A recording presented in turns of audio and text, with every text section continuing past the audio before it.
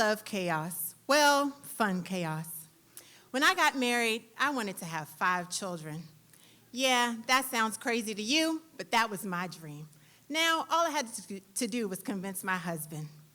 So one night, I put on my sexiest nightgown, or not, just left that off. And I was like, well, how about we start on our starting lineup of 5?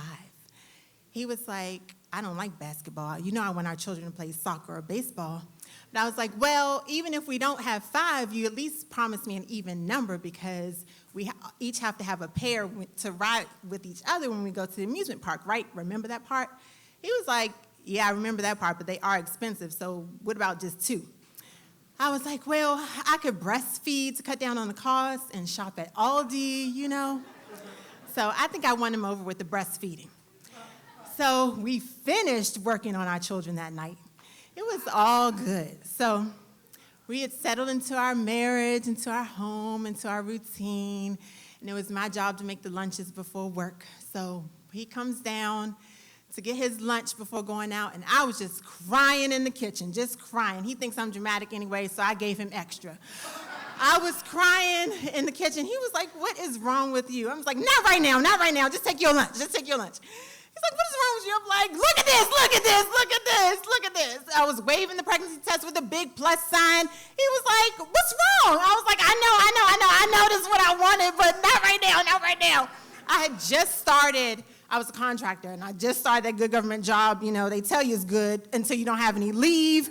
And then he said the children were expensive, and all that was just adding up in my head. And I was just like, yeah, we really don't have any money, and I don't have any leave. But, you know, he was like, it'll be okay. And his soothing, calming voice is always my voice of reason. So I was like, okay, fine.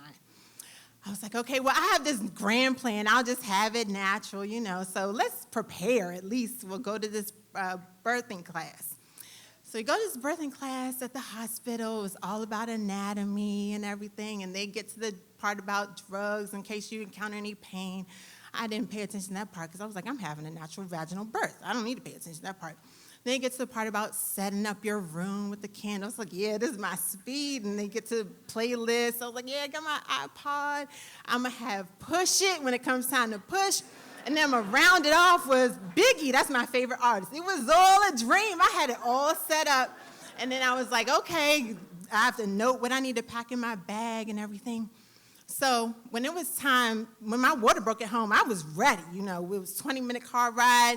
We get to the hospital, and when they wheeled me back to the delivery room, I was like, oh, whoa, wait a minute. They're like, let's check you. I was already 10 centimeters dilated. I was like, wait. This was not the plan. They said, it's go time. We're just waiting on the doctor. I was like, wait a minute, my candles, my playlist. Suddenly it changed from Biggie to SWV Week. I was like, no. I turned to him in desperation. I was like, I sure hope he was paying attention because those drug options will help me. He was like, this is what you wanted, right? You wanted a natural birth with no medicine. I wanted to punch him in his face. After that, I was like, you know what? Okay. Let me get myself together because right now I have something the size of a Mack truck descending through my birth canal, the size of something that only expanded from the size of a lime to a lemon. So let me get myself together. Here comes the baby. And then I was having all these flashbacks of other mothers telling me about that ring of fire. I felt that tiger jumping through that firelit hula hoop, and I was losing control. But then, this baby, my firstborn son, I was like, I was crying. My husband was crying. The baby was crying. I was like, this is it. This is the fun chaos I dreamed of. This is the starting lineup of some sports team. I didn't know which one, but I was happy. So we go home, and we settled into our home. I was breastfeeding, you know, living my dream.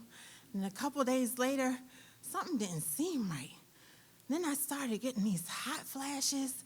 I was trying to read the time on the VCR clock. It looked blurry. I thought I was going blind. I was like, I know I had LASIK to fix my vision. They said, call us and come in for a checkup if you feel like your pressure is elevated. So I was like, oh my God, I just had this baby. I had plans. I dreamed of a large family, and they're just messing me up. So we go to the ER, get a checkup, and I didn't have my newborn. I couldn't take him back to the hospital with me. So I go back to for a checkup, what I thought was a checkup, and one day turned into 2 days, turned into 3 days. I was like, wait, hold up. I convinced them to have children by saving money, breastfeeding. Now the baby's at home. I know they're giving him a bottle. I know it's saving time and energy and everything, but I know they're giving him, will he even remember me? I mean, I was concerned about not being a good mother and all that. I mean, will he even remember?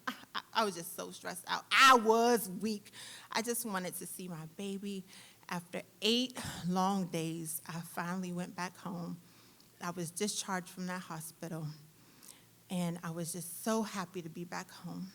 And you would think, after all that my body went through, after all that stress, after all that trying to go natural, you'd think we would have stopped having children. I had another baby, right? Then I had another baby. Then I had another baby. So my husband and I, we ended up having 4 sons. Yes. So I didn't get my starting lineup of 5, but I did get my fun chaos. I do have my frequent trips to Aldi. But so much for living off of breast milk.